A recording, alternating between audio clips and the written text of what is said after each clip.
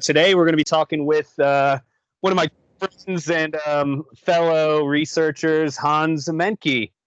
Hey, Dr. Hans. Am I pronouncing that right? I always forget how to say it. Yeah, you are. Hey, how's it going? Pretty good. And we're doing this interview because yesterday or late last night, I guess, Leopold from BuzzFeed released some of the Mueller 302s in probably like the 10th batch or something like that. And I was scrolling through there, and in the middle of all these redacted names of these 302s, lo and behold, out pops Joseph Mifsud's 302 from February 10th, 2017, which hadn't been released. And given that I consider Hans probably the expert and authority on the whole Papadopolous Mifsud saga, and his thesis on that is probably one of my favorites. I figured that we could have Hans on to explain the whole Mifsud Papadopolous relationship, go through the timeline, and have a good discussion and interview. Uh, hey, Hans. Hey, great for thanks for having me. And yeah, that was kind of surprising it coming out that late last night, but there we are, and everyone was scrambling and trying to figure out what's what. I don't think we actually learned that much new out of it. So we had a sort of a transcription of it, or a truncated one, in the Mueller report of the Right. 302, and for once it was kind of more or less truthful. So the way Mueller portrayed this 302, there was more. It was more or less okay in terms of how they did that. No real big surprises. I mean, some people were saying, "Oh, there's this follow-up email, and where's that, and whatever." So we knew all that already. So John Solomon had dug that up, I think probably last year, and he posted that. So we knew Yeah. most of the stuff that's in there. But it's still, as you say, it's a great opportunity to just kind of revisit the whole Mifsud part of the story and try and make sense of it.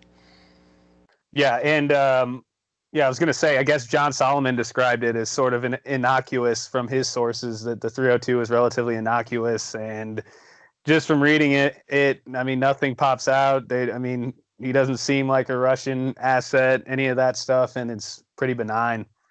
So I guess we'll go through the timeline, and I'll let you say what you got to say.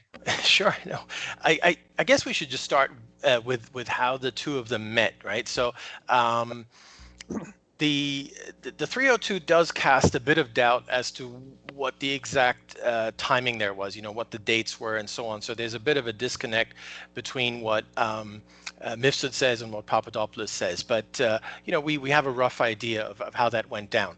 Um, so Papadopoulos was interviewed for the campaign advisor job in the beginning of March in 2016 by Sam Clovis, and so he got on this advisory board, or whatever they called it, and at the time he was in London, and he was working for this London centre, the LCILP, and that center was organizing a trip to Rome, to something called Link Campus in Rome. And that was a few days after his chat with Clovis. So I think Clovis was like March 6th, 7th, something like that. And March 10th, they flew down to Rome. And in Rome is where Papadopoulos met Mifsud. So they both agree on that. That they agree on. And so the 302 tells us that or Mifsud says they met as part of this meeting between LCILP London and Link Campus Rome, and they were just discussing cooperation and things like that between those two institutions. And Mifsud says there was a group of about 8 people, and Papadopoulos was one of them, and they just kind of met. So that roughly matches what Papadopoulos says about that, even though Papadopoulos has kind of variations on Yeah, that theme. Um, I think I was going to say, doesn't George try to make the claim that that he was kind of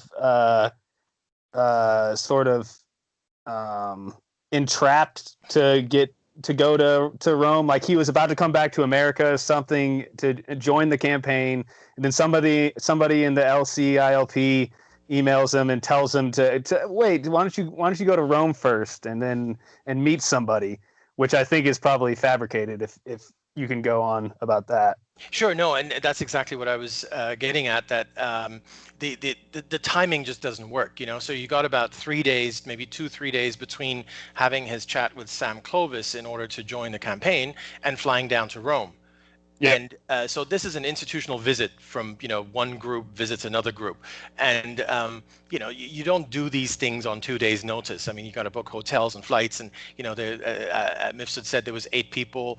Papadopoulos says there was a group of people. So, you know, you got to get everyone on the same plane, and you got to get everyone hotel rooms and so on. So I bet this was organized sort of way in advance. And this whole idea that he was lured to Rome or whatever, you know, Papadopoulos just made all that up. So I think what's far more likely is that this was just part of a normal standard visit. And in fact, if you look at some of the early Papadopoulos 302s of February 2017, basically he tells the FBI the same thing, that this was just a business visit down to Rome. So he didn't come up with all these, you know, the fact that he was lured or whatever. That story came much later on Papadopoulos's part. So I think it's just a normal business visit, and then he met this guy Mifsud down there, and somehow the two of them connected. And Papadopoulos obviously thought that Mifsud could help him out with, you know, making connections, and specifically connections to Russia, because Papadopoulos had sort of put it in his head that it's going to be his task, his goal, whatever you want to call it, to put Trump and Putin in touch, or put them in the same room or whatever. That was his thing. And again, that is not something that was that someone else came up with. That was his own idea. I mean, he's been in various interviews where he's admitted that he wanted to get ahead of you know, of everyone else in the advisors group, and he wanted to kind of stand out. And the way he wanted to achieve that is by you know, organizing this Putin Trump meeting, which, you know, is pretty fantastical in a way. But, you know, it was obviously his thing. He wanted to do it, so he pursued it. And he, for whatever reason, he thought this guy Mifsud can help him with that. Got it. And in that, I guess, was that a March 14th interview or meeting with Mifsud and Papadopoulos? I can't remember the exact date. Yeah, somewhere around that time. So the visit down in Rome was sort of for it was a few days. I'm not sure, it's like 3-4 days, whatever. And at some point, the two of them met. So after that, they met again in London. Now, Mifsud actually lived in London at the time. He worked at the London Academy of Diplomacy, which is since sort of shut down. But he lived in London. Papa lived in London, so, you know, it made sense for them to meet.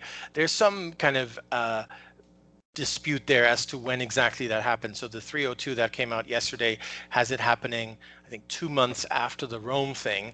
Papadopoulos has it happening about 2 weeks after the Rome thing. Whatever happened there, they clearly met again in London.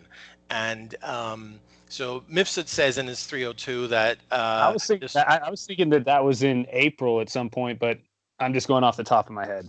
But, well, that's right. So, well, this is very interesting because Mueller has them meeting 4 times in total, right? So the first time in Rome, and then 3 subsequent meetings in London. That's how Mueller describes it. Mifsud has it as, I think, 3 meetings. I mean, it's not entirely clear in the 302, but it looks like there's 3 meetings. So there's the one in Rome, and then there's 2 subsequent meetings in London. Even though that's not entirely clear, but there's one with, we'll get to Olga in a moment, there's one with her, and then there's one with her and someone else. So we're looking at 3 versus 4. And this is very interesting because if you look at the Mueller report and how they footnote these meetings, there's a different standard involved. So I think the first 2 meetings, Mueller says they have emails of them kind of arranging to meet. So that seems to suggest that they did in fact meet. And for the one at the hotel, the second meeting, they have Papadopoulos going on a Google search and trying to find this hotel on Google Maps. So I guess he didn't know where it was or whatever. So there seems to be some corroboration for these meetings taking place. Whereas for the third meeting, the one later on in April 26th, if you look at the Mueller footnote, the Mueller footnote says Papadopoulos statement of offense. So basically, there's a completely different standard of proof as to whether the meeting took place or not. It's just Right. based on what Papadopoulos told them. So I'm not so sure about that last meeting. So I'm Mifsud certainly is not very precise in the 302, and there's certainly problems with the exact dates and exactly what happened and so on. So it's all a bit fuzzy, but I wouldn't say that it's 100% clear that there were 4 meetings, as Mueller says. I think it's entirely possible that there were only 3 meetings, which is what Mifsud suggests, leaving aside the exact dates of these meetings. So Got it. one thing they are in agreement on is that there was a first meeting at which this lady Olga was there as well, and everyone's probably heard of her because this was allegedly the situation where she told Mifsud introduced her as Putin's niece, and then Papa ran with that story. I got to meet Putin's niece and whatever, and then he's been on that ever since. That somehow that was part of the setup. Is that according to George or according to Mifsud? Right. So this is Olga Poland. I can't say her last name. Polanskaya, something like that. Something like that. Where some people call her Olga Vinogradova. That's right. So this is funny. They both agree. Initially, if you look at Papa's 302, the one he had with the FBI in early February 2017, he says Mifsud introduced Olga as a student of his at Link campus, a graduate student of some kind, who was in London to go to the center, the LCILP. So just a student. Now, why did he have the student there? We can speculate or whatever. But anyway, he introduced her as a student. That's what Papa says. That's what Mifsud says in his 302, the one that came out yesterday. So they both seem to be in agreement on that. So this story that Mifsud introduced her as Putin's niece, that story was sort of concocted by Papa much later. In fact, if you look at the early 302 of Papa's, the one in early February, Papa says it wasn't Mifsud who talked about her as Putin's niece. It was a totally different guy, a guy called Nagy Idris, who worked for LCILP. So he was ruminating or grumbling. He grumbled about it. Papa used some weird word in that regard. So, I guess that was just sort of maybe he was joking or whatever. This other guy, like, hey, you, because you got to remember, Papa is out there, bragging about being on the campaign. I heard this from someone who'd been there at the time, that he was out there basically saying, yeah, I'm with Trump, I'm with Trump, I'm with Trump. So, I kind of picture him just going around telling everyone I'm with Trump, and probably telling people about, his ambitions about the Putin meeting or whatever. And, it's quite possible that this guy Nagy Idris was just kind of winding him up, like, oh, you met Putin's niece, or whatever, something like that. We can't be sure. I'm just kind of speculating here. But what we can be sure about is that both Papa and Mifsud agreed, initially anyway, that she was introduced just as a student. That's it. So the whole Putin's niece thing did not come from Mifsud. That's what Papa said. That's what Mifsud said. Papa changed the story on that much later. Yeah, and it seems to be apparent that she was a student at Link campus. I'm not positive about that, but I think people have done research showing. No, she has, and she was on some student exchange program, some visit or whatever. There's pictures of her on Facebook, with other students in a group and so on. So I think all of that checks out. So why exactly she joined Mifsud at that that first meeting they had in London, who knows? But certainly the idea that she was Putin's niece doesn't seem to have come from Mifsud himself. Right. And I guess so. We talked about this earlier, or off camera, but Rowe suggests that maybe some of the leadership at Link campus might have told Mifsud that he should introduce Papadopolous to some Russians. This is all coming from Rowe to Solomon, I guess, but you want to comment on any of that, if that's just speculation, or what is that? Sure. No, and I think it actually makes sense. So Rowe is Stefan Rowe. He's a lawyer. He's based in Zurich, and he appears to be Mifsud's lawyer as well as friends, a guy he's known for a long time. So Rowe spoke to John Solomon and said, my client Mifsud was told to introduce Papa to some Russians. I think that's that could make sense. There's no reason not to, believe that, because remember, Papa just joined Trump. Papa has this goal that he wants to put Trump in touch with Putin, put them in the same room. That's his goal. He goes around, asking people, I suppose, for connections. Do you know anyone? Can you put me in touch with anyone? That sort of thing. And I guess among that group in Rome, everyone knew that Mifsud had traveled to Russia. He'd taught there. They had some exchange with another university and so on. So I suppose it's perfectly, feasible that someone asked Mifsud, "Hey, we got this guy here who's joining Trump. Can you help him out?" I don't. Number one, I don't. I think that's quite possible. Number two, I don't see anything wrong with that. I mean, that's you're working for an organization, the same organization, or at least two organizations that are kind of working together, and you try and help each other out. So again, nothing wrong with that, and very, very possible. Now, of course, we can read more into that. Again, I guess Ro's angle here is Mifsud was the one who was set up, right? So Mifsud was the one who was kind of brought in and reeled in to try and put some blame on him or whatever. I'm not sure that's his angle, but maybe that is. Whatever's going on there, I think it's entirely possible that Mifsud was told to or asked to help out this guy Papadopoulos. And I think we have to recall here as well that Mifsud was interested in Papadopoulos. No question about that. Papadopoulos says in his statements to Mueller that the interest only started once Mifsud realized that Papadopoulos was joining Trump or had joined Trump or was somehow affiliated with Trump. Again, I think that's quite possible because Mifsud had all these different roles, but always looking for a new role. So he was at the London Academy of Diplomacy at the time, but that collapsed some time later. So they might have already been in trouble. He might have already been looking for the next gig. He was genuinely or generally looking for different gigs. So he was at conferences all the time. He had this gig at the University of Stirling as well at the time, which is in Scotland. He had lots of stuff going on. So the chance to have some involvement with the Trump campaign probably seemed appealing. And so again, I think that's entirely possible as well, that Papadopoulos wanted Mifsud to introduce him to people, and Mifsud wanted Papadopoulos because he thought, there's this strong connection to Trump, and maybe, that something can work out for Mifsud as well. Right, and this kind of parallels what Schrage says about Halper, I guess, in Carter Page, where all of a sudden Halper starts becoming interested in Carter Page when he's over at the Cambridge seminar, and I can't remember. I think that's probably more for his academic thing where he thinks he can monetize Carter Page, or Schrage might not know the whole story of that Halper thing, but that these two things kind of parallel. They think they can make money off of these situations, I guess.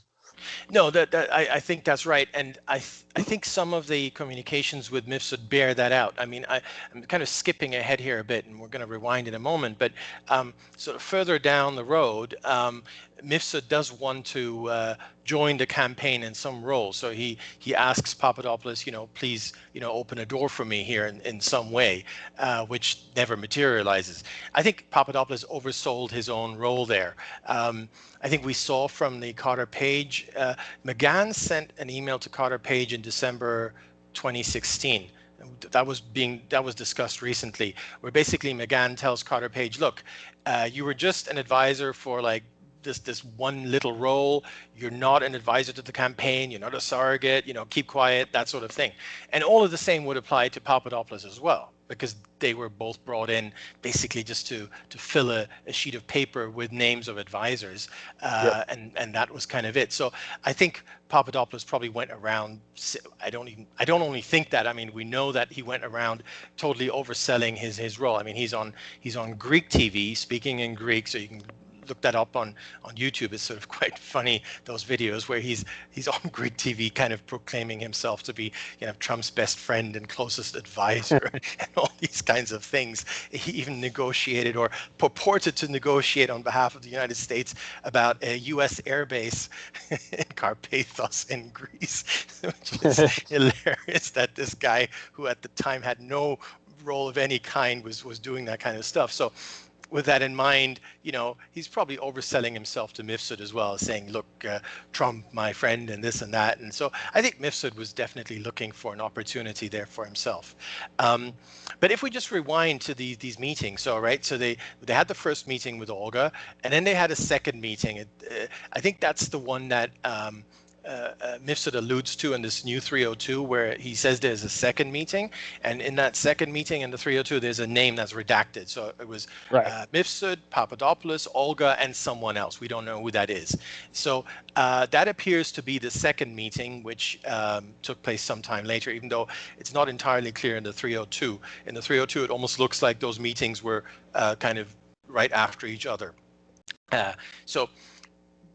According to Mueller, the second meeting was on April 12th, and we don't know much about that meeting. Mueller doesn't say much about that meeting. They don't seem to have discussed anything to do with Russia or anything that would have interested Mueller in that meeting, because there was just nothing there. So it was just they caught up, they had a catch up, that's it. So this is April 12th, and after that, according to Mifsud, there's no more meetings. He doesn't see him anymore. Whereas according to Papadopoulos, they met again on April 26th. So there's definitely a disjoint there. So what happened after April 12th is that Mifsud traveled to Moscow, because he had a talk at this Valdai club, which is a kind of a think tanky club type of thing that happens in Moscow. And while he was there, he introduced Papadopoulos, who was still in London, to this guy called Timofeyev. So Timofeyev is Ivan Timofeyev is an academic, a Russian academic, who also worked for RIAC, which is again some kind of Russian think tank to deal with that deals with international relations and these kinds of things. And I think Timofeyev also organized this Valdai club. So anyway, he was the guy that Mifsud knew. So I've looked into Timofeyev. Timofeyev is a very serious academic, he's written lots of books, he's published lots of stuff. I mean, he's just a serious guy. And so Papa wanted to have some kind of Russian contact, and the best that Mifsud could come up with, and that in and of itself tells us a lot, is this guy Timofeyev, who's just basically an academic in Moscow. So anyway, he puts them in touch, and then Papa and Timofeyev start exchanging emails, and then they also talk on Skype. And basically, Papa wants Timofeyev to organize some kind of meeting between Putin and Trump eventually, but first of all, perhaps with Papa himself. Papa gets invited to Moscow, whatever. He's just trying to work out some kind of idea. And what's really telling here, and so we know this, it's been mentioned in various reports, Timofeyev insisted at that point on getting something formal. So just chatting with some guy in London on Skype wasn't good enough. And that tells you that Timofeyev is a really serious guy.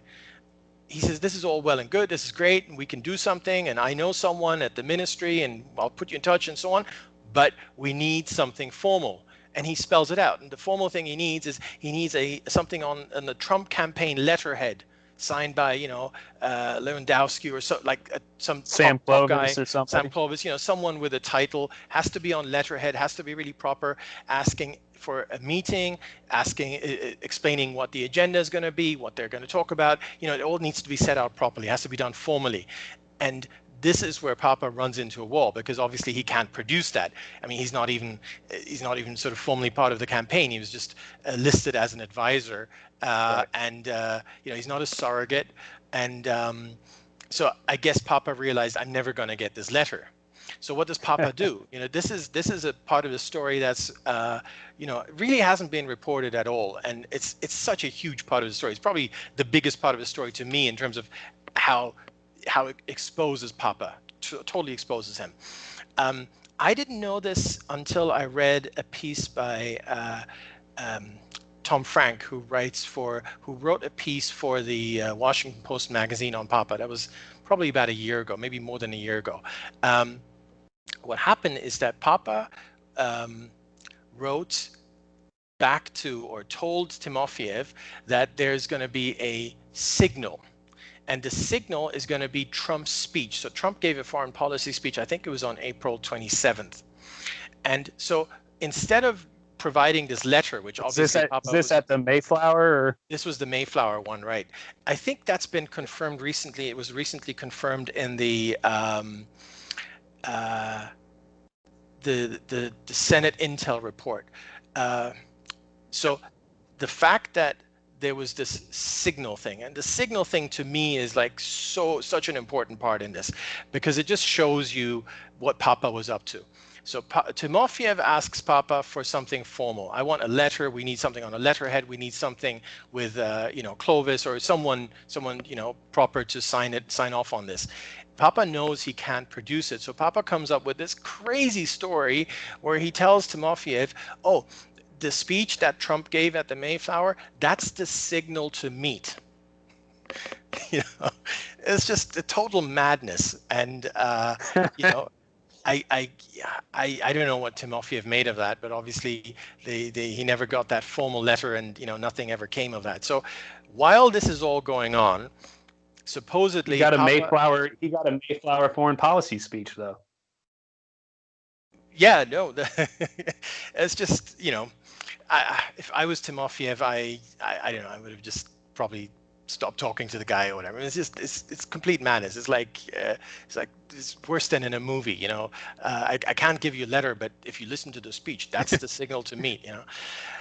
Anyway, that's right. So while all this is going on, Papa had the Papa's story is that Mifsud told him on April 26th. So in the middle of his communications with Timofeyev, this guy Mifsud shows up again and tells him about these emails that the Russians have, and sort of that's the story we all know about. April 26th. I doubt that happened for a number of reasons. So Mueller makes this the sort of the corner post and the foundation and everything of the entire report. This is what it's all about.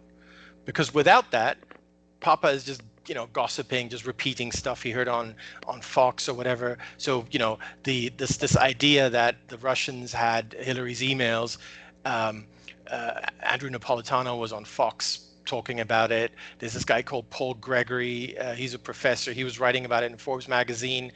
Michael Hayden was on CNN telling the same story. So this is out there. Everyone was talking about this story. So Papa and that Forbes article was like in February 2016.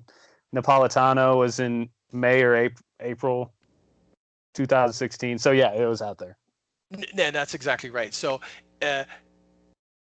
whatever Papa told the Australians could have just been that, and it was out there. Everyone was talking about it.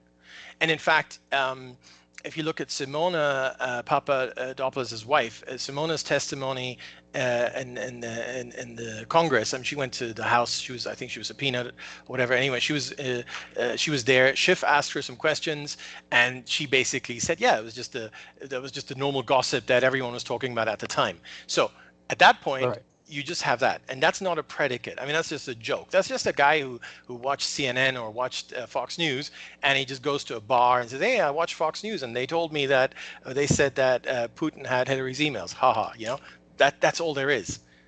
And so that's all the FBI had at that point, and Mueller can't run with that. So I think the first thing Mueller had to do was he had to shore that up. He had to somehow create something that wasn't there. He had to make that real, because at this point it's just gossip that everyone's gossiping about. And this is where Mifsud comes in, and this is why I think Mifsud has been so useful to Mueller and the whole narrative, because once you have Mifsud on April 26th telling Papa about those emails, you got this nexus, or you got this sort of a semblance of a nexus between Papa and the Russians talking about these emails. And so Papa had knowledge that no one else had, because otherwise it's just repeating what you heard on Fox News. So this is why it's so crucial to get Mifsud in there. Now, this notion that Mifsud told Papa about Russians having these emails we have no evidence of that whatsoever. The only person who's ever said that is Papa. And George Papadopolous. The first time he ever said it was in January of 2017 when the FBI showed up at his house. So he was my theory on that is he panicked because he realized that ooh, maybe when I went around bragging to diplomats and doing this and doing that, maybe that wasn't so good. Let's find a scapegoat. Let's find someone to blame. Oh yeah, this guy Mifsud. Yeah, let's blame it on him. I mean, I think that's what happened on January 27th when the FBI showed up. I literally think he just panicked and he just threw out a scapegoat, and that was Mifsud. But there's another reason for coming to that conclusion. There's quite a few, but I'd say the biggest one is the dog that didn't bark, right? So you got this guy who wants to endear himself to the campaign. He wants to do anything to be like closer in the campaign. He kept asking for more roles. He kept asking to do more, travel for the campaign, speak for the campaign, do media interviews for the campaign. He wanted to do everything. He just wanted to really, really get in there. He's also chasing this Putin Trump meeting. Suddenly, this guy stumbles upon the holy grail of Oppo research. Everyone in the whole world wanted those Hillary emails, the 30,000 deleted emails. Suddenly, Papa stumbles upon them, or what looks like those emails, and he doesn't tell anyone. He doesn't tell anyone at all until January 2017. No way, absolutely no way. Not that guy. From what I hear, he was bragging about everything, not only to diplomats or whatever, but to the campaign. I mean, he was sort of in the minutia of I met the Vietnamese whatever, and I met this guy, and I met that guy, and he was just sending it all to Clovis. He was sending it all to Lewandowski and all these people, and he's not going to mention that he came across the holy grail of that just didn't happen. So I'm pretty sure Mifsud said nothing whatsoever. That's if the meeting on April 26th even took place at all. I'm not even sure that happened, because if you look at the Mueller footnote for that meeting, it's very different from the footnotes for previous meetings. So I don't think that meeting happened, or at most sort of I'm 50-50 on that.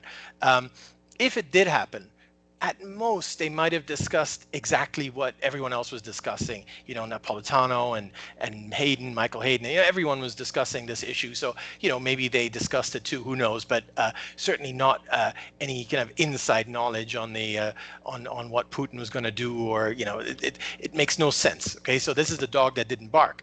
The other thing that makes no sense is that most of the emails, the DNC emails, hadn't even been written at the time of this supposed meeting on April 26th, right? So most of the meetings, most of the emails, if you look at the actual WikiLeaks dump, are from May. So how would Mifsud know about emails that hadn't even been written yet? Again, that makes no sense at all. And then you look at sort of some smaller issues here, but it all adds up, because Mueller tries to really make this a huge thing, this April 26th thing. So he says right after Mifsud, was in Moscow, he told Papa these things. But if you dig down into that timeline, that's not true at all. So what Mifsud did is, after his meetings in Moscow, he actually flew back to Rome. He was in Italy, and then he flew to London, and then he supposedly met Papa in London. So the reason he flew to London, we know this now, is there was a talk by, was it the Albanian foreign minister? Some sort of Eastern European foreign minister was talking at his academy in London. So he flew up for that occasion. So he seems to have been in London on April 26th. And I suppose Mueller wouldn't have come up with that that date and that story if he didn't at least have Mifsud, physically on the ground in London. It would be too easy to disprove if that wasn't the case. So there is a Twitter post by his academy, the Diplomacy Academy, where they've got, it doesn't have him in London, but it's got this, I think it was the Albanian foreign minister, I'm not sure, maybe anyway from an Eastern European country over in London. So it's very possible he was there for that. After all, it's his academy. And so Mueller's got Papa there, Mueller's got Mifsud there, so came up with that date. And then a few days later, when it was on May 6th, is when Papa met Erica Thompson. Right, so this is not Mifsud, but this is what then led to the downer tip, right? So on May 6th, Papa met Erica Thompson we only know they had chicken wings and fun, because we got an email that says that. We don't know exactly how happened, what stories Papa told or whatever. But the interesting thing is that whatever Papa told, Mueller has it down as May 6th. So that matches his meeting with Erica Thompson. Right. His meeting with Downer was 4 days later on May 10th. So Yep. through the Senate Intel report, we now know that on May 9th is when Erica sent the invitation to Papa to meet Downer. And it was basically, look, we had a lot of fun the other day, having chicken wings. And by the way, if you're still on for it, and I'll introduce you to my boss, why don't we have drinks tomorrow, which would have been on May 10th. So we have that email now because that's in the Senate Intel report. So I think this is all pretty, innocuous stuff. So they met. Probably Papa bragged a bit. That's my speculation. She wanted to help him out. Downer is an extremely well-known person. He was the foreign minister of Australia for like 10 plus years, leader of the opposition in Australia in the 90s. Very, very well-known person. His father or grandfather, whatever, is very involved, and I think it was the premier of the state there, Victoria. So big name. So he was head of Australian intelligence and stuff like that as well, right? Well, that was a kind of dual role because I don't think in an operative way, more like as a figurehead, because if you're foreign minister or foreign secretary, you share that role. But very, very well-known name, which, by the way, is sort of, for me, the starting position on Downer is like he's not involved in any scheme or whatever. This is a very serious guy who's been around kind of world politics for 40 years, and well-known and so on. Anyway, I think Erica was trying to help out Papa. Papa, remember, he always wanted to meet people, have more connections, more contacts, and so on. So I think she just wanted to help him out and said, hey, why don't you? I think probably on May 6th when they had the meeting, she probably brought it up, or he might have brought it up, who knows? But anyway, she arranged it. So then they met on May 10th. So this is this meeting that where allegedly this information came from, where Papa said that the Russians there was a suggestion that the Russians were going to help the Trump campaign. So, okay, that's the Downer meeting. Even though we know that the meeting was on May 10th, whereas the date cited by Mueller is May 6th, which has made some of us think that possibly the juicy part wasn't what was said on May 10th. The juicy part was whatever Papa told Erica on May 6th. We don't know. We don't have the Erica 302. We don't even have the Downer 302. We don't know. What we do know is Downer has had various interviews about his interactions with Papa on May 10th as to what exactly happened there. So they met for about an hour in the Kensington Wine Room in London. Everything was very cordial. It was nice. And sort of towards the end of the meeting, Downer so it wasn't boozy? It was one drink each. They both agree on that. So not boozy either. I don't know where the New York Times came up with that. But so they both agree on that. And it was from 6 to 7. So again, that's not, that's not really the time of evening when you're all drunk. So from everything we know, it was a totally cordial meeting. And the way Downer says it is towards the end of the meeting, or right at the end, Downer said something to the effect of, what do you think is going to happen? And Trump's not going to win. No one's expecting him to win anyway. And I think Downer doesn't say this, but I think that triggered Papa. Downer does say that he was sort of suggestive of, perhaps Trump, doesn't really have a shot here. And so, which is what everybody thought. That's right. So we do know that then Downer then says that's when Papa came up with his story about the Russians having some dirt. I'm not sure that was the exact word that was used, but certainly not emails. So Downer says Papa never mentioned any emails. He just said there was some dirt, there was some information on Hillary that the Russians had. That's when he brought it up. I think that makes sense. So someone throws this out at you like, oh, Trump has no chance, and you go, well, you never know. Maybe the Russians I've been hearing, and again, I've been hearing could literally just be I heard it on Fox News last night, because on May 9th is when Napolitano was on Megyn Kelly's show and said, hey, the Russians have Hillary's emails and they're wondering what to do with them. Okay, so one of my early theories on this was that Papa saw that segment and then he just started kind of daydreaming. Wow, what if that's true? Oh, maybe Trump can really win because, those emails are not going to be about yoga. They're going to be about the Clinton Foundation and other things, and that's going to be really bad for Hillary. So something along those lines happened, and the way Downer has it is, so he says like, oh well, Trump doesn't really have a chance or not looking that good or whatever, and then Papa says no, the Russians have some stuff on Hillary, or I heard that, and and they might drop it, and then everything's going to turn around and Trump's going to win. So I think Downer's kind of rendition of that makes sense. I think if that is what happened, if there wasn't a separate bragging incident with Erica Thompson on May 6th, if there wasn't anything else, then obviously that's not a predicate. That's just Papa repeating what he heard on Fox News, perhaps embellishing it a bit. After all, he's the guy who wants Trump to win, so he's trying to imagine ways that that's going to happen and so on. But anyway, that's where we are. Do you think to Downer or Thompson, do you think Papadopolous is saying that I have this source that is telling me that? We don't know. Do you think that actually happened or didn't? We don't know. I don't know.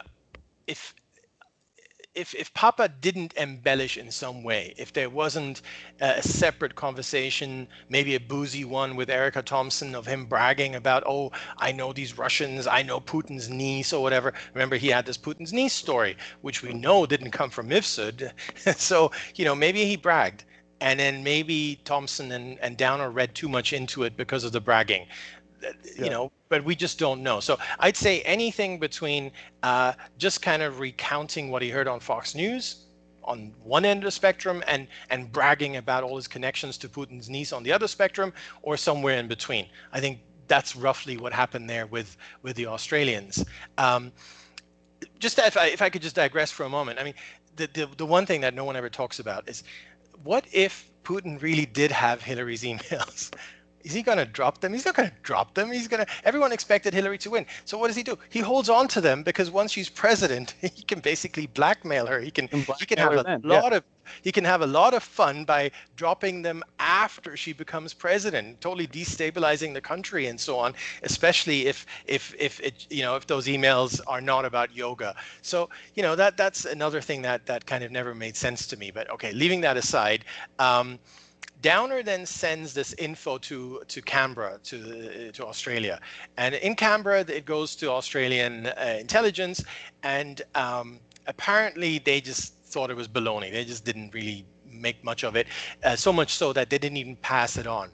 So the word baloney came out of, was it a Wall Street Journal? It was. So someone has the Australians saying that. Again, that's my only source for that, where I read that. But clearly they didn't think it was serious because they never passed it along.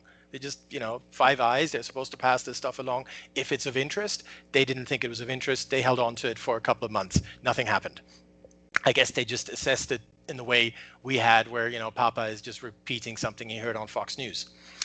And then on July 24th is when Robbie Mook goes on CNN late at night and talks about, oh, we just had this WikiLeaks dump, and these were the evil Russians, and they did it to help Trump. That's what he said. There's a clip out there. You can see that. So this would have been London time on July 25th in the morning. So Downer must have seen that or read about that or heard about that or whatever, that there's now this theory. Obviously Robbie Mook put it out not as a theory but as a fact, that the Russians had just done this big drop to help Trump. And then that must have triggered him, like, oh, wasn't there that Greek guy from a couple of months back that said something like emails. Oh, maybe he wasn't just bragging. Maybe that was for real. And then Downer totally does everything wrong. He doesn't go through his own government. He doesn't go through his own intelligence. He just goes straight. He literally himself gets up and walks to the U.S. embassy and says, I need to talk to someone here. And the ambassador wasn't there, so he talked to someone else called Elizabeth Dibble, and then the whole thing just spiraled out of control from that point. So she brought in Gina Haspel of all people, because she was stationed at the embassy at the time, the current CIA director, even though I think that's probably just one of those coincidences, a lot of coincidences here, but I think that's a real one. And then they brought in a guy from Philly. I have no idea why at the FBI in Philly. I have no idea why. Maybe Haspel basically says this is an FBI matter and then ducks out. Correct. That's right. And then they bring in this guy from Philly. I have no idea why him. Maybe I don't think we know his name. It was redacted, but I think we do. It's just somebody figured out who that was. I think Steve or somebody figured out who it was, but I don't think it's that big of a deal. He might have been an attaché there at some point, but not positive. Yeah. But so the guy maybe just someone who knew someone or whatever. Let's talk to that guy. Anyway, the guy in Philly is sort of one of the key guys here, because he goes, "Oh, this seems to be about the DNC hack," which of course it couldn't have been, because the downer information is from May 10th, and the DNC hack includes emails all the way up to May 25th. So it just makes no sense. And the downer information in and of itself always seemed to be about Hillary's 30,000 emails. I don't think Downer ever says that explicitly, because Downer says Papa never mentioned emails, but from context, that's what it seems to have been about. And obviously that matches what Simona told Schiff in her congressional testimony, that this was about the Hillary, the 30,000 emails, and not the DNC hack. Okay, so the guy in Philly says, "Oh wow, this is about the DNC hack." So he totally jumps to the wrong conclusion, and then gets passed up the chain, and then it arrives on the 7th floor, and then Strzok opens on July 31st, opens the the Crossfire hurricane investigation.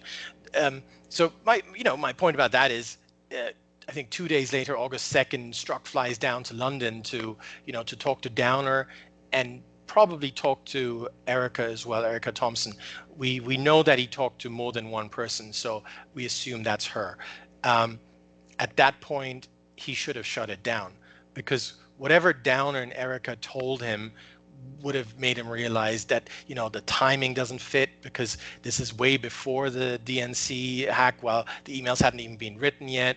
The Papa's role doesn't fit. This is just some guy in London who goes around bragging.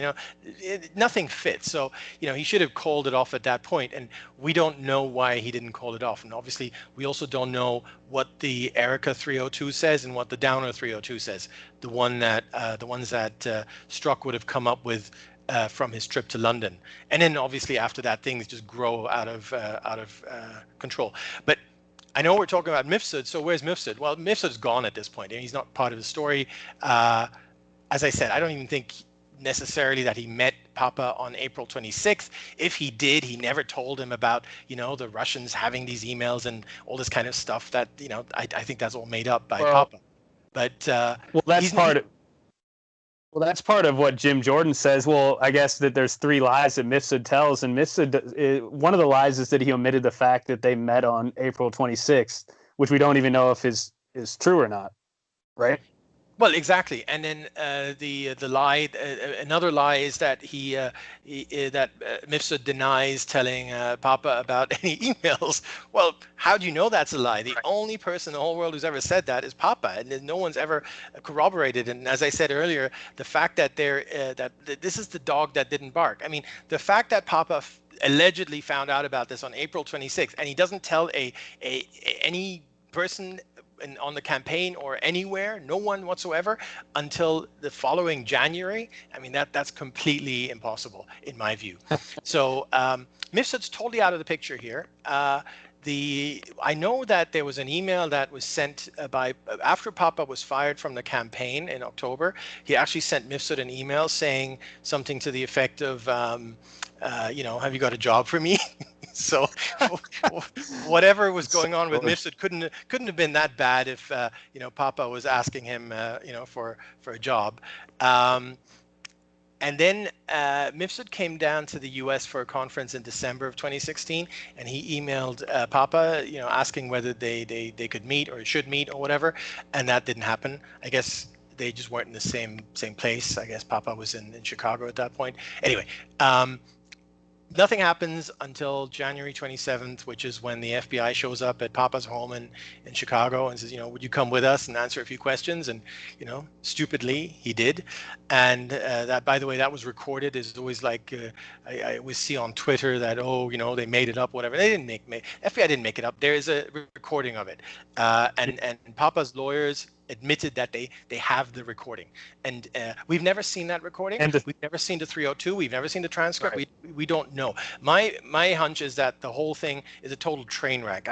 My hunch is that Papa is just there telling big stories and trying to dig himself out of a hole, and I think that whole thing is a train wreck. Because at this point he starts to realize that he probably started this entire investigation with his fibbing and lies over in London, basically. Exactly. That's how I see it as well. So I think he says they started asking about Sergei Milyan. I think that's entirely possible. But anyway, at some point they get to the whole Downer thing. So the FBI at this point knows that there's this guy Downer who met Papa at some point, and Papa is supposed to have told Downer about these his Russian connections, or the Russians somehow helping the Trump campaign. So eventually they get to that point. I don't think the FBI knows anything about Mifsud at that point. I don't think I've ever heard of this guy at that point. And remember, after sort of May 2016, things cool down with Mifsud. They don't meet anymore. There's a couple of emails. There's no big sort of contact between the two of them. So I think you're absolutely right. I think at that point, Papa realizes, oh man, are they here because I bragged about Putin's niece, or I bragged about whatever? He just kind of, he might not even have known whether it was Downer or someone else, because recall a week after Downer, that was May 10th. So a week after, Papa's down in Greece. Now he must have, again, portrayed himself as, Trump's best friend and so on, because the Greek government started inviting him for lovely things. He ends up in the foreign minister's office, having, coffee or whatever with the foreign minister, Nikos Koutsias. And then he, according to Papa's book, he tells Nikos Koutsias about this Clinton email story. Again, no Mifsud or anything mentioned. So essentially, whatever he told Downer a week earlier, he admits to telling Koutsias in mid-May 2016. So I guess we could sort of assume that was just one of his stories, and he went around telling people. And so the FBI shows up. He thinks, oh my goodness, one of these people must have gone to the FBI. He started this huge wildfire. He panics. Remember, at the time, he's trying to get a job in the administration. He's in touch with Reince Priebus and other people about getting a job in the administration. This is not going to help. If they find out he's been bragging, getting Trump into trouble, is not going to help. So he blames it all on Mifsud. So that's I think happened on January 27th. But in order to, if he can blame it on Mifsud, but then he still has the problem of why he didn't tell the campaign, right? So if he says, oh, the Mifsud told me about these emails in April, okay, while he was in touch with Clovis every day, while he was in touch with Lewandowski and all these people, the campaign is still good. People are still going to, well, why didn't you tell us about it, right? He's still got a problem there. So the way Papa tries to kind of circumvent that problem is he tells the FBI. Or the FBI maybe, or somebody like that. True. But the way he tries to circumvent that is he tells the FBI, but all of that happened long before I joined Trump. Trump wasn't even on the radar. It had nothing to do with Trump. It's just a big coincidence. This Mifsud guy told me like a long time before. So, right. This idea that Papa, got his name, his dates mixed up is just that doesn't check out. Okay, so it has nothing to do with dates. He could have gotten a date wrong; it wouldn't have mattered. It has to do with the story, not the dates, because Papa's story. And you can go into his statement of offense, and these are all quotes. And I don't think Mueller would have made up the quotes. He would have made up the narrative, but not the actual things in quotation marks. And there's a whole litany of things that Papa said. This is on January 27th. 2017, where he goes, oh, but no, this happened long before I joined Trump. It had nothing to do with Trump. Trump wasn't on the radar. You could read it up. It's all in there. So The point isn't that Papa got a date wrong. The point is that Papa was trying to mislead the FBI about whether this had anything to do with Trump or not.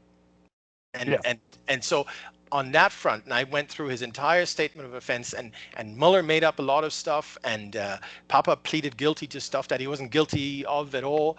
His subjective impressions of whether Mifsud was important or not, no, it's kind of rubbish. This is all rubbish that Mueller just put in there for the narrative. But the one thing that Mueller had him on is that he did lie and he did fabricate this whole idea that the whole Mifsud thing happened long before Trump. Just that just doesn't make sense. It's just not true. He deliberately lied, and he did, to his credit, he admitted later that he did deliberately lie about that. And he didn't admit that, to Mueller or whatever. He admitted it to Hannity. He was on Hannity's show and he said, "Look, I deliberately lied." So I don't see a point arguing about he just got a date wrong. No, he didn't. He deliberately lied, and I think he lied because he wanted to, save his job prospects in the new administration. Then, a day or two later, the FBI calls him back and says, "Oh, we still have a couple of follow-up questions." So then they meet at this ice cream joint in Chicago, George's Ice Cream in Chicago. I think this is February 2nd. And so the FBI did, the agents up in Chicago, they kind of pinpointed some issues with his previous statements. So they tried to pin him down on that, and you can start to see him sort of struggling, and because we have that 302, the one of February, the one in the ice cream shop. So we have that 302. You can see he's trying to kind of back off this idea that Mifsud had nothing to do with the campaign. This was all before he's just gently trying to ease out of that. It's very interesting, reading that 302. But he doesn't admit that he lied. I think he wouldn't have had any problem if he said, "Oh, look, I got it wrong, or I panicked, or whatever. Sorry, guys. It was actually in April, or it was actually in March." I think he'd have been okay. But he didn't do that. They gave him a chance to fix things, and he didn't do that. And so because he didn't do it, they wanted another follow-up, a third one. And that's when he brings in his lawyer, Breen, right? So he doesn't have any. At first he says, "Okay, I'll meet you," and then he calls it off and says, "No, I'm going to bring in a lawyer." And then so the next meeting with the FBI is where his lawyer is there. And he still doesn't come clean. So we have that 302 as well. He still kind of fibs around these issues. And interviews are conducted by Curtis Heidi and the other guy. Yeah, that's right. His name which would be Case Agent 3 in the Crossfire Hurricane investigation. Correct. I'm just putting that in there. I'm just is his name? Do we know his name? I mean, we all know Heidi. No, we do know his name. I think the other guy, I forget his name, but I think it's known. Yeah, I think it is. Yeah. So but it was the Mifsud was interviewed by the FBI. So this is yesterday's 302 that just came out. In between, so we had Papa interview 1, Papa interview 2, and then we had the Mifsud interview on February 10th. I think that was the same day they had another interview with Papa, but I'm not exactly sure what the timing is, because I think Mifsud, it doesn't say on the 302 whether it was in the morning, afternoon, or whatever, but I think we can assume that whatever came out of the third Papa interview wouldn't have informed the Mifsud interview, which was on the same day, even if it was a bit before that. I don't think there's I don't think you can blame the FBI agents who talked to Mifsud for not knowing what Papa had told him in his most recent interview. So I think they were relying on interviews 1 and 2. So I don't think they had the full picture. And again, a lot of people assume that the FBI had this Mifsud guy on their radar since the previous summer or whatever. I don't think any of that is true. I think they had never heard about Mifsud right up until 2 weeks earlier, January 27th, when Papa scapegoated him. So they asked him a few questions. I think they realized pretty quickly that this whole thing is a total nothing burger. I mean, this is an academic. I guess we haven't talked about him in sort of great detail, but in academia, you basically get two types. You get these serious academics who just kind of write books all the time and just concentrate on that side of things. And then you got the academics who are at university and they do write, but they also do a lot of things on the side. They got little gigs here and little gigs there and so on. So Mifsud is definitely in that latter category. So he was in in Washington. People say it was for, State Department invited him, this is February 10th, 2017. That's not true. You can look at the brochure. It's online of that. It was a conference organized by, some other body, and the State Department happened to have a booth at the conference. So, that's, and they probably sponsored part of the whatever cost to set it up. Anyway, Mifsud was in Washington. Papa did tell them that Mifsud was coming to Washington. I suppose Mifsud had emailed him saying, hey, I'm coming to the US, whatever. So Papa told the FBI. FBI went in. I think the FBI must have realized, well, this guy, he doesn't look like a Russian agent. Certainly the 302 doesn't suggest that they thought that. I think they realized this is probably a nothing burger, probably nothing much going on here. So they just kind of, they ticked some boxes and then they let him go. Now people say he lied, he lied about when he met Papa or whatever. I don't think he lied. I mean, he says we met in Rome. There was 8 other people. It was the meetings of these 2 schools, or the school and the LCILP. Is he going to lie about that? It's so easy to check. You just ask one of the 8 other people. This all happened in a hotel lobby in Washington D.C. Mifsud probably came out of the elevator and there's these 2 FBI guys say, please sit down. We have some questions to ask you. He just I don't put. Yeah, off the top of his head, he probably hadn't thought about what date that was, when these occurred, how many times they met, etc. He didn't have notes with him. That's right, and he in hindsight, it's always easy to think of it like, this is all he was thinking about. I'm sure he hadn't thought of Papa for a long time, maybe the odd email or whatever. So if you're going to just sort of ambush someone in a hotel lobby and ask them a lot of questions, I don't put a lot of emphasis on getting a date wrong. I think he said 8 months and it was 10 months, or I don't put much emphasis on that. But what I do put emphasis on is that he emailed afterwards. So Mifsud emailed these agents and said, hey, by the way, guys, I've just been able to check my my emails and just double check whatever we talked about. And he gives them more details about timing, more details about Timofeyev, and various other aspects, and they've got his number and they've got his email. They've got everything they need. He's cooperative at that point, but they didn't follow up. And I think they didn't follow up because they just didn't see a point in following up.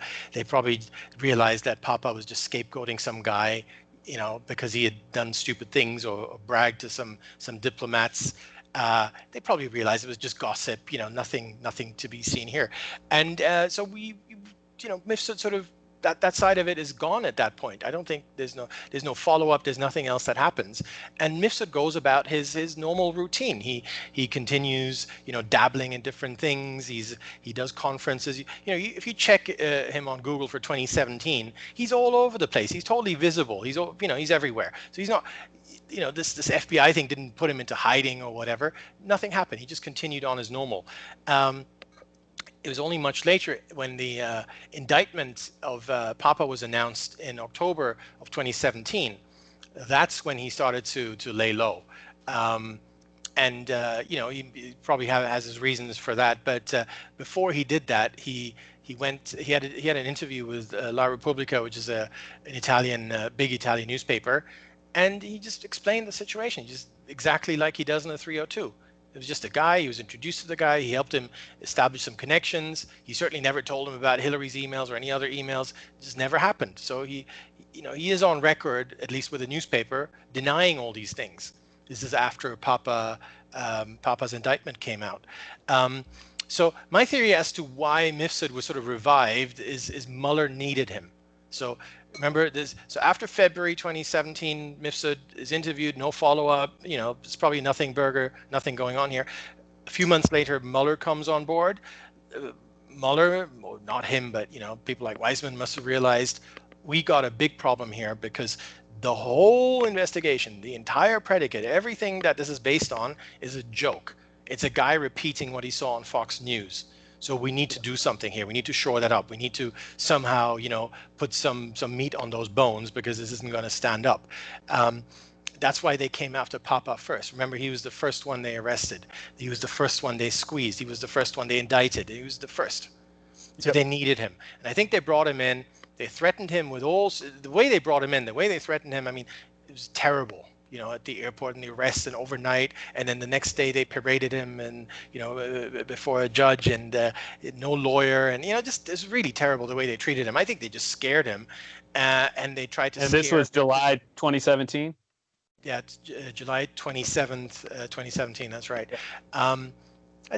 They just totally scared him, and then he did what they wanted him to do, which is he said, "Oh yeah, it was that Mifsud guy," and it wasn't long before the campaign, like I told you before. It was actually like way into the campaign. It had everything to do with the campaign, and it was on April 26th, and Mifsud told me all these things, and Papa gave Mueller exactly what he needed, and then Mueller obviously ran with it, and that sort of he recreated the predicate, because Comey didn't know any of those. Comey didn't know any of those things. At the point when Comey opened or Strzok opened, none of that was known because it's made up anyway. But even all that was known was that Papa made a suggestion of a suggestion, which he probably heard on Fox News. That's it. Yeah. But with Mifsud, suddenly, you create something out of nothing. Suddenly, it's not just some rumor you heard on Fox News. It's real. There's this guy, this Mifsud, this mysterious guy, and he was the one who knows about the what Putin's up to and so on. So Mueller needed that, and Papa gave him that, unfortunately. Yeah, and go on about it. So you think that that basically Mifsud went underground not really because of this Papadopolous thing. It's more that he might have connections to Western intel, and he didn't really want to get his name out there. And also, I guess with all these other people that get involved with the Mueller, who actually try to fight Mueller, they go into complete debt. And I guess Mifsud and Millian were actually smart to completely avoid this complete train wreck. Yeah, I think that's right. I think it's a very good point. So, again, I think it's very important to recall that between the FBI interview on February 10th, 2017, and October 31st, 2017, so that's like, 10 months or whatever, during that entire period of time, Mifsud was just a normal guy, just going about his normal business. He was traveling, he was doing conferences, he was just doing his thing. So if he had been this horrible guy or this agent or whatever, wouldn't the FBI interview have sort of triggered him to, maybe lie low or do whatever at that point? No, it was just a thing. He didn't seem to be very bothered by it. He probably didn't realize exactly what was going on. He probably didn't realize what Papa had done. He might not have realized that Papa threw him under the bus. I don't know if the two of them had communications after that. Would be interesting to know, because you'd expect Mifsud to like call Papa or email him and say, "Hey, the FBI just came and talked to me. What's up with that?" We don't know whether that happened, but we do know that Mifsud just went about his normal life for another 9 or 10 months or so. It was only once the indictment came out, which spells out that Mifsud is this terrible guy and he set him up, and that's all in the indictment, or at least it's alluded to in a really strong way, that perhaps this was the narrative that Mueller Weissman wanted to put out there, that Mifsud is this Russian agent, who came and who planted things and whatever, So that's when he decided to. He did do that interview with the Italian newspaper. He did do that, but then after that he kind of just disappeared a bit, and he didn't show up at these conferences anymore. So for about a year or so, he apparently continued living in his apartment in Rome. So he wasn't in London anymore. I think the Academy of Diplomacy had shut down by that point anyway. But he had an apartment in Rome, which was to do with the Link campus. So he stayed there. And we don't really know what happened to him since. We don't know where he is. So I completely agree with you that it's far more likely that whatever's going on there has to do with just being wise. So we know all these people who tried to cooperate with Mueller, and what happened? They just had their lives ruined. One guy that we don't talk about much is Ekim Alptekin, who was General Flynn's client. This poor guy, this Dutch guy, right? He had his entire life ruined. He tried to cooperate. He tried to just do whatever was the right thing. And what did he end up with? A $2 million legal bill. He ended up with an indictment. I think he has property in the U.S. and I think it was saying New Mexico, Arizona, something like that. He can't go there anymore. He's probably lost it. I mean, it's just absolutely terrible what's happened to those kinds of people. So I think it's wise to avoid those kinds of problems. And the other guy Yeah. who avoided those problems, of course, is Sergei Milyan, because he also, disappeared. And for those people saying, "Oh, if you disappear, you're suspicious, and you've got stuff to hide or whatever," look what happened to Milyan just the other week, right? With when we found out about Danchenko, this fake source, and this is all just fake. These are all just his drinking buddies. It was just a big joke. And because of Yep. that we talked about a few weeks ago, and it all came out. We now know that, I think a lot of us knew anyway, but we now know for certain that Milyan did nothing wrong. He never spoke to Danchenko. He was never a source of any kind. He never did anything. He never did anything wrong. And And we still, he thought it was necessary to lie low. And I don't blame him. So if you don't and I blame. thought. Well, I was going to say, and I think we also know they didn't do anything wrong is because Mueller didn't indict either of these two. No, that's exactly right. And they Because he would have. He He's no stranger to indicting people that are never going to come back to this country. Exactly. He did a lot of that. That's exactly right. So now I have and Akim himself, right? He lives in Holland. Yeah.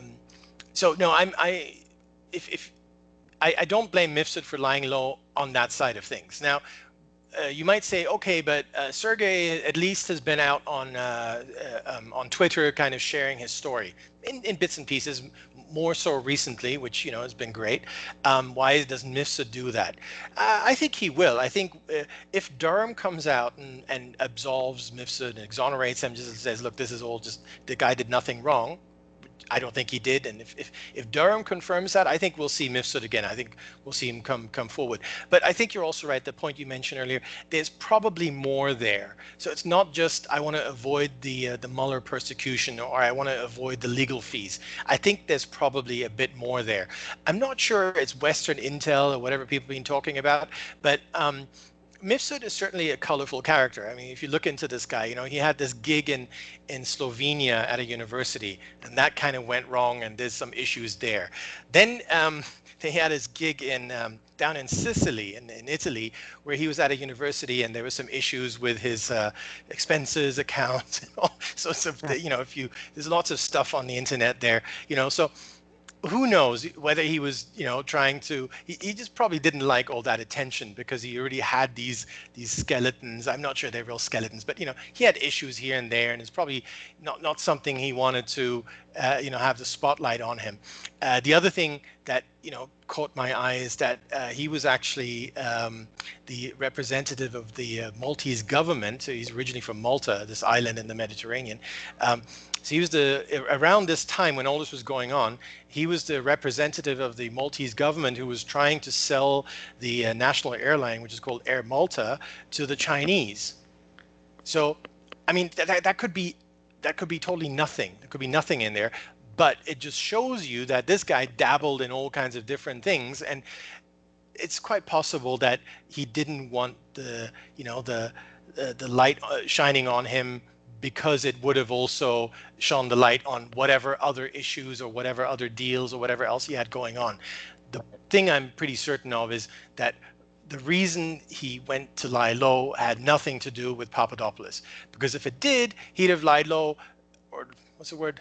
Laying low, after February, right? And when the FBI came, because the FBI shows up in his hotel, so he goes, oh my goodness, now it's time to go and hide. Yeah, it's time to go. He didn't do hide that. out in Italy. He didn't do that. He didn't do any of that. That only happened much later. Cooperated, basically. Well, he sent them an email on the same day, kind of just following up and saying, oh, by the way, on the dates and on Timofeyev, and well, the email's out there. I mean, I think you posted it and other people posted it. I think the person who dug it up again was John Solomon. Is really great that he does that, where he puts out these primary sources of his, the source documents, so we can all see them. So he put that out, I think it was probably last year. So we've had that email July 23rd or something last year. We've had it for a long time, and it just shows that Mifsud was certainly not trying to hide from the FBI. Let me get to Dulles and get on a plane and get out of here and never come back. It wasn't that at all. He wrote them an email, a long email, explaining stuff, and they could have called him, they could have emailed him. But again, coming back to that part of it, I think they just didn't, because they just didn't see the need. There was just nothing there. There's just no there with that guy. It was only Mueller many months later who kind of revived that whole thing because he needed Mifsud for this fake predicate. Yeah. So I guess to go over your thesis, which I pretty much agree with, is that George and Mifsud didn't really talk about anything significant. Maybe they could have gossiped about the Russians or whatever, but certainly most likely Mifsud did not say anything that I know that Hillary has the emails. It's mainly that George probably watched Judge Napolitano, tried to brag about maybe knowing that that Russia has these Hillary's emails. He basically told these lies to or kind of was hyperbolic about this stuff to Downer. That led to Crossfire Hurricane. Then when all of a sudden it came back to him in January 2017, he started to realize that basically he kind of caused this Crossfire Hurricane investigation, and then he dumped it on Mifsud so he could stay in the good graces of the Trump campaign, I would say. And then it went on from there, where Mueller recreated this Mifsud meeting so that they could say that basically the Crossfire Hurricane was properly predicated, because George told us that Mifsud was telling him that the Russians wanted Trump to win, and they have these emails, and that he was a guy connected to Russia, and it basically fueled Mueller to keep it going. Yeah, no, that's a perfect summary. See, we spent an hour or whatever talking about the weeds of this, and you've just summarized it perfectly. I think that's exactly right. Yeah. Awesome. So what would you say to I mean, there's still, I guess, alternative theories to Mifsud. Some people think that he was basically a CIA asset that maybe worked for Italian intelligence or something like that, and that he was used to entrap George. Entrap George. Put the emails that Russia had Hillary's emails into George's head, and then he was able to, and then again they sent in Downer to George to kind of pull out that information, and then they put it. Then Downer gave that to the FBI, and then it started the investigation, which seems pretty. I don't think that really happened. What do you say about that? Yeah, no, that's all garbage. None of that happened. For starters, there's just no causality, right? I mean, if Mifsud tells George something in April, how can Mifsud know that he's going to tell Downer like a few weeks later? But just the way that the Downer stuff all came about, in and of itself, disproves all those theories, because we know, and now we've seen a lot more of these emails, especially through the Senate Intel report that came out the other week. Even though the report is all garbage, I love the primary sources, because I can pull the emails out of there, and they actually put in many of the actual emails, unlike Mueller, who you can kind of just transcribe stuff. So we know that Papa was introduced to Erica by this buddy of his called Cantor, who worked for the Israeli embassy. So this guy Cantor introduces him to Erica. How does Mifsud know that that's going to happen? Then they all going to have drinks and chicken wings or whatever on May 6th. So how does Mifsud know that that's going to go really well? Then how does Mifsud know that that's going to lead to a meeting with Downer a few days later, which again we know through the Senate Intel report that meeting was only proposed at the last minute, because we have Erica's email now where she says, oh, do you have time to meet? And that was like less than 24 hours before the meeting. So again, how do you know that that's all going to fall into place? I just don't see that at all. I think none of that checks out whatsoever. I think you've said this before, that even the original meeting with Mifsud, they had for him to set that meeting up to entrap George, he would have had to known that George was going to be on the campaign, which I don't think he was aware of. Yeah, that's right. And there's something else about April 26th, which hasn't been, I don't think it's been reported, hasn't been talked about yet. It's something I'm looking into. But George apparently told people I'm not sure whether he told Mifsud. I mean, it would be great to find out from Mifsud. The best thing would be if Mifsud could somehow disprove that he met George at all, because then you don't have to argue about what they told each other if they just didn't have the meeting at all. Yeah. But what's very interesting is remember you mentioned the Mayflower speech. I think that was on the 27th, and Yeah. George was telling people that he was there. And I'd have to dig this up again. We've had people on Twitter but posting he was about in this, London. that he was that he was in DC for the speech. Okay. So of course that wouldn't. Now he wasn't. We know he wasn't. He lied about that. But there were people. Someone pulled out. I'm not sure who it was, but someone in our Twitter kind of corner pulled something out where Papa was saying that he was there in DC, probably because he wanted to brag about whatever. But it'll be interesting again to compare that. So I think we still need to do some more research on events around that date, April 26th, because I think, even as I said, even if they met, obviously Mifsud didn't tell him about some secret of what Putin's going to do or whatever, mainly because if he had, George would have run off and told everyone about it. He would have certainly told Clovis and others as well. But I think it's even more than that. I even question whether there was a meeting at all. While we're on Clovis, and what we should mention as well is that the dog that didn't bark, the fact that if Papa had really been told about this fantastic Oppo research, and then he didn't tell anyone, that just doesn't make any sense. The funny thing is he tried to sell Mueller that story, because Mueller was really, really interested in that. You can see that in the Mueller report. They're actually quite open about this. They were really looking for something, anything that Papa told anyone on the campaign about this April 26th meeting and about Hillary's emails or DNC emails or whatever emails. And they just couldn't find anything. And remember, they had all of Papa's communications, all of his Facebook, all of his calls. They had everything, and they couldn't find anything. So Papa tried to help them out. Again, this is Senate intel. So this is quite new that we know this now. Papa told them that he told Clovis. So Papa told the Mueller people, "Oh, I told Clovis about what Mifsud said." And then they must have kind of said, well, we checked all your emails, we checked all we couldn't find, are you really sure? So it was almost as if Papa was trying to see if he was trying to please them, trying to give them what they wanted, but they couldn't accept this one because there was just no corroboration whatsoever for that. So they had to reject his kind of offer of composing, which is sort of quite funny in and of itself. That's all they wanted from Manafort, basically, just to compose something. And he wouldn't do it. And then George does it, tries to do it, and they're just like, there's just no evidence for this.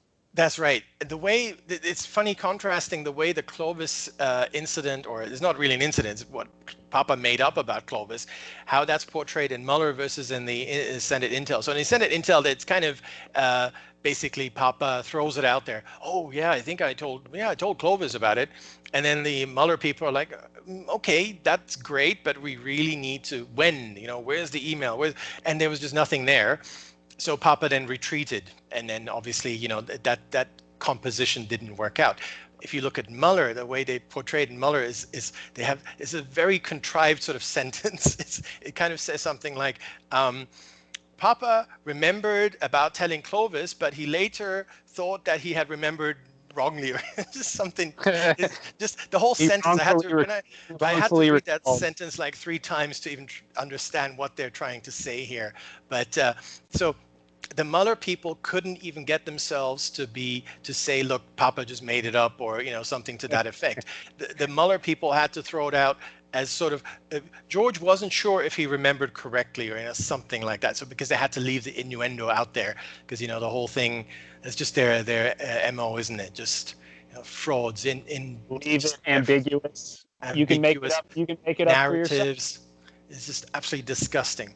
So if what I really would like to see one day, and this is for for people 50 years from now, I would like to see someone totally dismantle the Mueller report, everything every single page, just forensically go through the whole thing and just completely dismantle it. All the lies, all the false innuendo, all the half-truths, all the things that, remember how John Dowd left a voice message, Yeah. and then they just took out the parts of the voice message that they didn't like, and they left in the ones that they did, to give a completely different picture of what John Dowd had actually said.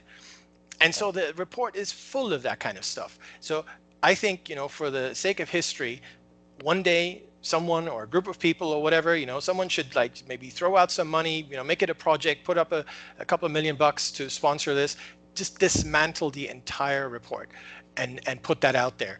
Because otherwise, it will be a bit like the Warren report on JFK, which actually has stood the test of time pretty well. So I'm not trying to diss the Warren report. What I'm saying is, 50 years or 100 years from now, that's going to be the report. That's how history is going to see things. And if we don't, or if no one dismantles it in a totally forensic way, then we might get stuck with that narrative, and that wouldn't be a very good narrative because it's not true. Well, hopefully Durham does part of that. That's what I'm wondering. What do you think? Do you think Durham will? Well, I think he's going to put out the truth about Mifsud, what he actually is. Then maybe, it would be interesting if Durham figured out that this whole April 26th meeting didn't happen or something like that. Wow, that would be fantastic. I don't think Durham is that deep into the weeds. I hope he is. I don't get the feeling he is. I think he'll probably dismiss the whole Mifsud thing, but it might just be along the lines of found no evidence of, which then leaves the innuendo out there. People can still think whatever they want to think because it hasn't been conclusively disproven. So, I think that's more likely to happen on the Mifsud side. I'm not sure we're going to get a report. I've heard people say we're going to report. Other people say no, we're only going to get prosecutions if and when they happen. So I'm not sure, but whatever it is, if there is a report, that would be a first step to dismantling Mueller. But I think there needs to be a book, literally, someone needs to write a book of 500 pages where they just go through Mueller and they just disprove everything. It's this is a lie, this is a half-truth, this is, a selective quote, this is just the whole thing, because the whole thing is just a narrative. Everything is based around a narrative. Now, I've read the whole thing, but the part I'm really, really familiar with is the Papadopolous part, which is 10, 20 pages, something like that. And, every single page on Papadopolous has multiple lies in it. Just as what we talked about earlier, where the email, right? There's an email Papa sent to the campaign where he says, "Oh, I have this friend, and he introduced me to the Russian ambassador, and Russia, Russia, Russia." That's what the email, a part of the email that Mueller cites. The part that Mueller doesn't cite is where Papa goes on and also name drops about Vietnam and whatever. So it wasn't. They just and this is a theme in Mueller. You see that over and over and over. And now, and because of the Senate intel, we now have the full. And I saw the Senate intel and I saw the full. I was like, this is totally different. This isn't some guy, who's trying to do Russia or whatever. He's also trying to do that, but this is basically just some guy who's bragging. He's just name dropping anything that works. Vietnam, he had Libya, he had Israel, he had Egypt, he was all over the place. And of course, the Mueller people just picked out all the Russia stuff to make it. If you read Mueller, it looks like, Papa spent 6 months just doing Russia and that's all he did. And that's completely untrue. Well, hey, if somebody doesn't do it in the next 5 years, maybe you can write that chapter. We'll get some other people to go over a couple of the other Mueller chapters, and we'll write that book if Durham doesn't do a satisfactory job. How about that? Yeah, that's a good idea. We'll make it a long-term project, but whoever does it, I think it needs to be done, because history cannot be left with the Mueller report, because it's just fraudulent, that whole thing. I think so.